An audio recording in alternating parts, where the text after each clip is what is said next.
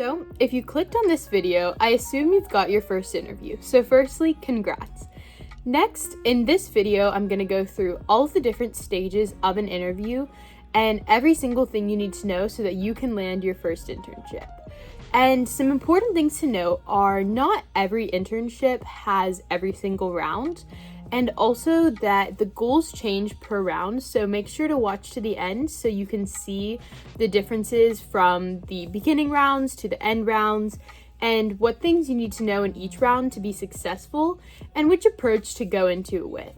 If you haven't got your first interview yet, please look at my last video about how to get your first interview, but I'm looking forward to going through the stages of an interview process with you today. So now I'm going to go into the first stage of the interview process, the technical assessment. And while at different companies this can be anywhere, I've seen it as the second stage in the process. For software engineering roles, it's normal to get it first. For certain analytics roles, I've even met with like the HR recruiter and then the hiring manager and then done this before the final round. So it really can be anywhere, but since it generally comes at the front of the interview process, I wanted to talk about this first. A lot of times this will be like an AI agent or just an automated system that will test some kind of skill. That could be your technical skills, like your SQL ability if it's a database role, or if you have engineering basics, maybe using AutoCAD, maybe using Excel. If it's more software engineering, that might be you get a coding problem and you get to pick the language, but you have to code through that just to show you have the basic technical skills to be successful in that internship. Another thing, if you're applying for more analyst roles, is having like an analytical thinking one. And I would say this is kind of similar to an IQ test where the questions are like more pattern-based, more logic-based, and more thought-based. And essentially these are pass-fail. I would say in general, the pass rate does vary. Some companies, it's like 80% good, you're good to go. And super competitive companies, you really may need to get a perfect score to continue on. But in general, these are super useful for the company to just simply check your technical skills, and they really help you to get on to those later stages. So for this, it would be just about knowing how to code, knowing your Excel skills, and having those basic skills that you should have learned in school. And if you didn't, it's perfectly fine. You can just Google it, figure it out, and make sure you go into these technical interviews super prepared because it's always a very strict time limit. And you want to be able to ensure that you can finish within that time frame. Okay, so on to the next stage of the interview process. So firstly, you're going to be coming up after doing your technical interview, and sometimes first, doing the HR screen. And essentially, this is not something to be too worried about. You probably don't need to prep a ton for this. They're pretty much just checking to see, do you match their basic requirements? So that would be stuff like if they have a GPA requirement, do you meet it? If they require you to be a junior in college, are you? If they have specific majors they want students to be, checking to make sure that you are one of those majors. And pretty much from there, then you will also be checking that you are interested in the role, because of course every company wants candidates who are interested in the role, and checking things like, what do you know about the company? What do you know about the role? And this is really at a basic level. And then from there, looking into the pay expectations, which I would say for your first internship, honestly, wouldn't be too worried about the pay. Whatever they're offering is probably fine. And then from there, they'll ask you about the location just to make sure that if the role is in office, you're comfortable getting to that office, you have reliable transportation. And if it's hybrid or remote, that you're comfortable working remotely. And so I would say those are like the 2 or 3 main things that they're really checking.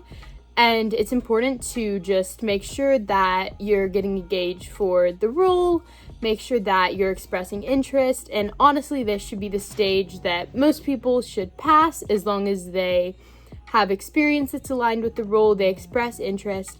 And I would say go into this with a very positive attitude. I think one of the best first impressions you can make is being upbeat, being happy to be there, and make sure that's something you're doing, that you're smiling, that you are excited to be there to meet the HR professional, that you are excited about the role and the opportunity. And I think reiterating that interest throughout this short 15 to 30 minute call is so important to ensuring you move on to the next round. So after you've done both the technical interview and your HR screen, then you'll be off to the hiring manager interview. And this is the one where it is most important what you actually do. You want to make sure that you are prepped for this one, that you understand everything that's on your resume really well, that you can talk to it, that you have good examples ready. When I go into a hiring manager interview, I kind of think, okay, I need 3 good examples. So I want 3 projects that I worked on that were super impactful, that relate to this role. And I actually think of them in my head, but often I tell people it's super useful to kind of write them out and write out what you want each of these to be about, what the 3 main things you did were, and what the benefit to the company or the group or the project was. And have this really clearly in your mind so that whenever you get asked these questions, you are ready to go into it. I would say most hiring manager conversations are a combination of both those kind of personal or questions that are more like, what's your greatest strength, what's your greatest weakness, things like that, but also a mix of the technical questions if it's a technical role, maybe some things that are about like specific experiences you had. I think if you already passed the technical assessment, it's pretty rare for them to have like a super specific technical question there, but I've seen it all, so be prepared a little bit. But if you already took the technical assessment, you should be good to go. You clearly know your stuff. And in this round, I think the most important things to focus on are figuring out what your day-to-day responsibilities would be, what projects they want you to be working on, what tools, processes they use, and kind of asking these questions so that you also have a good idea of the role, because I think a lot of times it feels like when you're looking for an internship that you're just hoping they take you, but really you also want to like the company you're working for, and so you also want to get a gauge of if this would be a good fit for you. And so I definitely make sure to ask those questions. Maybe things like a great question you could ask would be, what does success look like in the first 2 to 4 weeks? I think normally people say like the first 3 months or something, but that's not really applicable to an internship because the internship will be done by then. And you kind of want to assess what the expectations will be early on, especially if you're trying to get a return offer. I'd also say, what was your motivation for hiring an intern? What problem do you want this intern to help you solve? And sometimes that can be more just like, oh, well, I had this project that I thought would be great for an intern, or it can be something like, we're looking for an innovative approach for this. We want somebody who isn't super knowledgeable about our industry and has a broad background to bring that broad experience into something niche. And I think it's good to just know that going in, so when you're actually doing the role, you have this idea of what they want you to bring and to make sure that you are delivering on that. And in this one, focus on the real world work that you have done and the day-to-day impact that you have in your classes, in your projects, in your extracurriculars, in prior internships, in prior jobs. And really emphasize how you benefited those companies and those people and how you're going to apply that to this new company. And like all other stages of the interview process, make sure you are happy, you are upbeat, and that you are showing that you are excited to be there, you're grateful for this opportunity, and you know this company will be a great fit, because if you're confident of that, they're so much more likely to be willing to take a chance on you. So, if you made it past the hiring manager interview, the only thing left is the panel and the final round. And these are often the same thing. It's possible that you could have a final round with just like the hiring manager and maybe one other person, but I would say it's pretty standard for this to be a panel interview. It's also normally in person, so some regular interview things apply here, like making sure that you are 5 to 10 minutes early. I personally normally get there about 15 minutes early and wait in the car for a few minutes just to relax, go through anything in my head. Then I go in and check in. And once you're there, you'll wait for the hiring manager to normally come pick you up, and you'll go back to whichever conference room you're meeting with the panel in. So then once you're in there, a lot of the conversations you have may seem very similar to what you already talked about with the recruiter and with the hiring manager, but it's important that you still focus on giving those real world examples, that you emphasize your interest in the company and the role and the team, that you're gauging how you get along with the team, where you think you'll fit in. What you want is for them to be imagining you sitting right there, working with them, being on their team, and you kind of want to gain that rapport in the interview if possible. A lot of times these are pretty long. I've had ones that are like 1 to 2 hours long, and I think that's pretty standard because this is a big decision that they're making.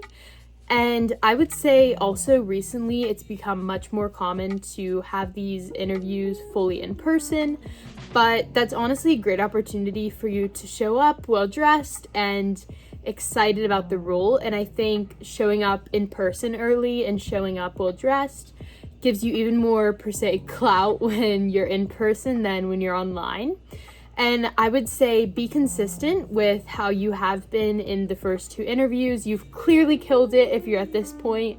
So make sure you keep on doing amazing, and make sure that anything you need answered, like, do you offer relocation? Do you have like housing for us to stay in?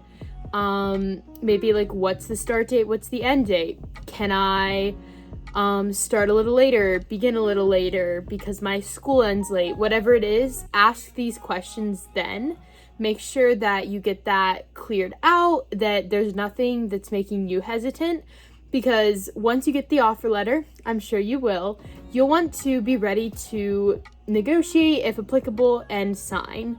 And I think it's important to ask these questions up front so that when it comes to it, you're not feeling like you have so many questions unanswered when you're on a short timeline to accept or decline the offer. And I would say with this, the goal is alignment, and it's just a final confirmation that you are the right person. If you get this interview, know you're in a select group of highly qualified candidates. The best thing you can do is be you, show your qualifications, and kill it. You've got this. In conclusion, the 4 stages of the interview process is the technical assessment, the HR screen, the hiring manager interview, and the final round / panel interview. And of course, this varies company to company, but this is a great general idea of what the hiring process looks like for internships and what you should know going into each round. Please look forward to my next video, which will be about the specifics of interview tips, prepping for your interviews, and making sure that you are successful in every stage of the interview process. Please keep following along on my mini series, Securing Your First Internship. If you didn't catch the first video, feel free to go back and watch that. This series will continue on through the next few weeks regarding getting that first internship. Good luck out there, and looking forward to hearing about your success stories. Bye!